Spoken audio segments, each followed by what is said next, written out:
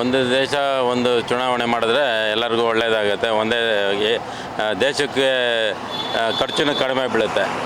ಅದೇ ಈ ಚುನಾವಣೆ ಮಾಡೋವಾಗ ಸ್ವಲ್ಪ ಒಂದು ವರ್ಷ ಈ ಕಡೆ ಮಾಡಿ ಬ್ಯಾಲೆನ್ಸ್ ಮಾಡಬೇಕಾಗಿ ಬರುತ್ತೆ. ಬಟ್ ಒಂದೇ ಸರಿ ಮಾಡೋದ್ರಿಂದ ಈಗ ಹೇಗೆ ಬ್ಯಾಲೆನ್ಸ್ ಮಾಡೋದು ಅಂತ ಅಂದರೆ ಒಂದೊಂದು ರಾಜ್ಯದಲ್ಲಿ ಒಂದೊಂದು ಸಲ ಎಲೆಕ್ಷನ್ ಇಟ್ಕೊಂಡಿದ್ದಾರೆ ಅಂತ. ಮೋದಿ ಅವರು ಮಾಡ್ತಾ ಇರೋದು ಸರಿ, ಬಟ್ ಆಗ್ತಾ ಇರೋದು ಕೆಲವು ಒಂದು 70 ಭಾಗ ಒಳ್ಳೇದಾಗ್ತಾ ಇರುತ್ತೆ. ಇನ್ನು 30 ಭಾಗ ಇನ್ನೂ ಡೆವಲಪ್ ಆಗಬೇಕಾಗತ್ತೆ. ಏನು ಡೆವಲಪ್ ಆಗ್ತದೆ? ಎಲ್ಲ ಥರದ್ರಲ್ಲೂ ಸಕ್ಸಸ್ ಆಗ್ತಾ ಇಲ್ಲ. ಯಾಕೆಂದರೆ ಅವರೇನು ಒಂದು ಒಳ್ಳೆಯದಕ್ಕೆ ಮಾಡ್ತಾ ಇದ್ದಾರೆ. ಇದು ಇವಾಗ ಎಲ್ಲರೂ ಮಿಸ್ಗೈಡ್ ಮಾಡಿಕೊಂಡು ಅವರೇನೋ ಒಳ್ಳೆಯವರೇ, ಅವ್ರ ಜೊತೆ ಸಬಾರ್ಡಿನೇಟ್ ಆಫೀಸರ್ ಸರಿ ಇಲ್ಲ. ಅವ್ರ ಆಫೀಸರ್ಸ್ ಅಲ್ಲದೆ ಅವ್ರ ಮಿನಿಸ್ಟ್ರುಗಳು ಸರಿ ಇಲ್ಲ. ನಷ್ಟ ಇವಾಗ ಎಲ್ಲ ಮಾಡ್ತಾ ಇರೋದು ನಷ್ಟ ಆಗ್ತಾಯಿದೆ. ಅದು ಮಾಡಿದ್ರೆ ಒಂದು ಏನಾಗುತ್ತೆ ಅಂದರೆ ಒಬ್ಬರನ್ನೇ ಇದು ಮಾಡೋಕ್ಕಾಗೋದಿಲ್ಲ ಮೇಡಮ್. ಯಾಕೆಂದರೆ ಆಪೋಸಿಟ್ ಇಲ್ಲ ಅಂತ ಏನು ಆಗೋದೇ ಇಲ್ಲ. ಒಬ್ಬರನ್ನೇ ಏನು ಮಾಡ್ತಾರೆ, ಒಬ್ಬರನ್ನೇ ಏನು ಮಾಡೋಕ್ಕಾಗೋದಿಲ್ಲ. ಅದೇ ಆಪೋಸಿಟ್ ಇಲ್ಲೇ ಇರಲೇಬೇಕು ಎಲ್ಲ ಕಡೆ ಒಂದೇ ಸರಿ ಚುನಾವಣೆ ಅಂತ ಅಂದರೆ ಯಾವ ರೀತಿ ಆಗುತ್ತೆ ಮೇಡಮ್. ಅದು ಏನಾಗುತ್ತೆ ಅಂದರೆ ಅದು ಒಂದು ರೀತಿಯಲ್ಲಿ ತಪ್ಪೇ ಆಗೋದು. ಯಾಕೆಂದರೆ ಎಲ್ಲ ಒಬ್ಬರದೇ ರೈಟ್ಸ್ ಇರುತ್ತೆ. ಒಬ್ಬರದೇ ರೈಟ್ಸ್ ಇರ್ತಿದ್ರೆ ಏನು ಮಾಡೋಕ್ಕೆ ಆಗಲ್ವಲ್ಲ. ಅವರೊಬ್ಬರೇ ರಾಜ್ಯ ಆಡಬೇಕಾ?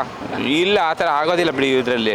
ಯಾಕೆಂದರೆ ಆ ಥರ ಇದು ಏನಂದರೆ ಅವ್ರದ್ದೊಂದು ಪಾರ್ಟಿ ಇವ್ರದ್ದೊಂದು ಪಾರ್ಟಿ ಇರೋದ್ರಿಂದ ಅದು ಮಾಡೋಕ್ಕೆ ಆಗಲ್ಲ. ಬಿಡೋದಿಲ್ಲ ಜನನೇ, ಅವರೇ ಬಿಡೋದಿಲ್ಲ, ಅವರೇ ಮಿನಿಸ್ಟ್ರುಗಳೇ ಬಿಡೋದಿಲ್ಲ ಮಾತ್ರ ಮಾಡೋದಕ್ಕೆ. ಖಂಡಿತವಾಗಿ ಮೋದಿಯವರು ಏನು ಡಿಸಿಷನ್ ತೊಗೊಂಡಿದ್ದಾರೆ, ದೇಶಕ್ಕೆ ಇದೊಂದು ದೊಡ್ಡ ಸಂತೋಷದ ವಿಷಯ. ಇದು ಅದರಿಂದ ಸಾಕಷ್ಟು ಬೆಳವಣಿಗೆ ಇದೆ, ಉಳಿತಾಯ ಇದೆ, ಆರ್ಥಿಕ ಯೋಜನೆಯಲ್ಲೂ ಕೂಡ ಅದರಿಂದ ಸಾಕಷ್ಟು ಹೆಲ್ಪ್ ಇದೆ. ಒಳ್ಳೆ ಡಿಸಿಷನ್ನು. ಏನು ತೊಂದರೆ ಆಗುತ್ತೆ? ವಿಪಕ್ಷ ಮೇಯ್ನ್ ಅಲ್ಲ ಇಲ್ಲಿ. ದೇಶದ ಜನತೆ ಮುಖ್ಯ.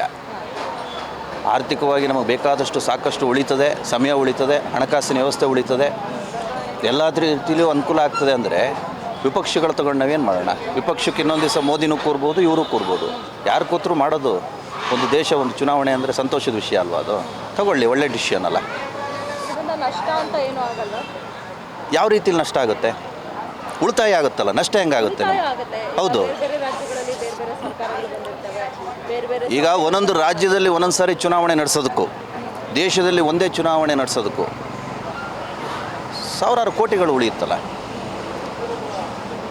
ರಜೆಗಳು ಉಳಿಯುತ್ತೆ, ಕೋಟ್ಯಾಂತರ ರೂಪಾಯಿ ಹಣಕಾಸು ಉಳಿಯುತ್ತೆ, ದೇಶದ ಆರ್ಥಿಕ ಅಭಿವೃದ್ಧಿ ಜಾಸ್ತಿ ಆಗುತ್ತೆ. ಇದಕ್ಕಿಂತ ಜಾಸ್ತಿ ಇನ್ನೇನು ಬೇಕು ನಿಮಗೆ? ಗ್ಯಾರಂಟಿ ನ್ಯೂಸ್, ಸುದ್ದಿ ಖಚಿತ, ನ್ಯಾಯ ನಿಶ್ಚಿತ.